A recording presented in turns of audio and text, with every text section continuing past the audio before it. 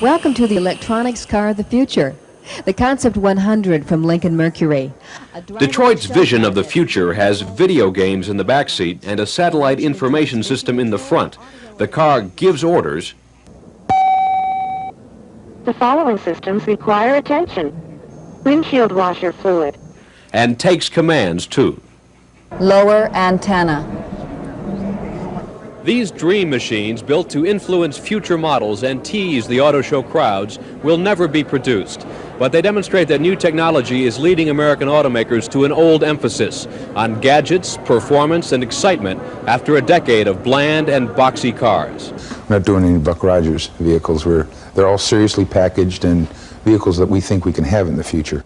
We can no longer keep producing the same vanilla-type automobile. The Probe 4 is the star of Ford's future, a prototype with the drag of an F-15 fighter jet. It represents a Detroit trend toward advanced aerodynamics, a trend GM is following with the Aero 2000.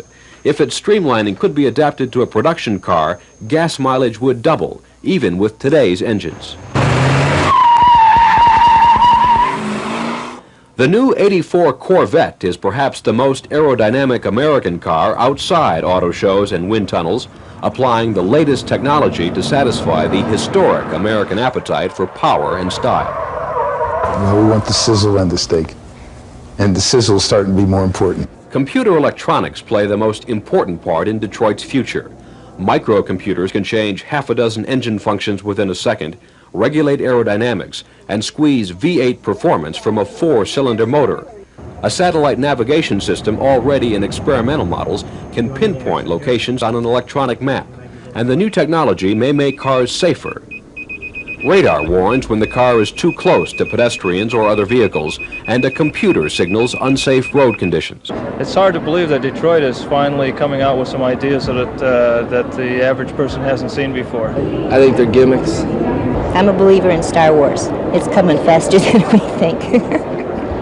While the sparkle of futuristic technology always draws the curious, public tastes are fickle. General Motors isn't convinced that its peculiar-looking lean machine, a 200-mile-per-gallon commuter car, is ready for market, even though it could be built today for little more than the cost of a motorcycle. This particular vehicle, I would say, is a car of the present because it requires no new technology or invention. Detroit has a history of forward thinking that never got into gear. The sleek Tucker, touted as a car of the future in 1948, now sits in museums with Edsels and Packards.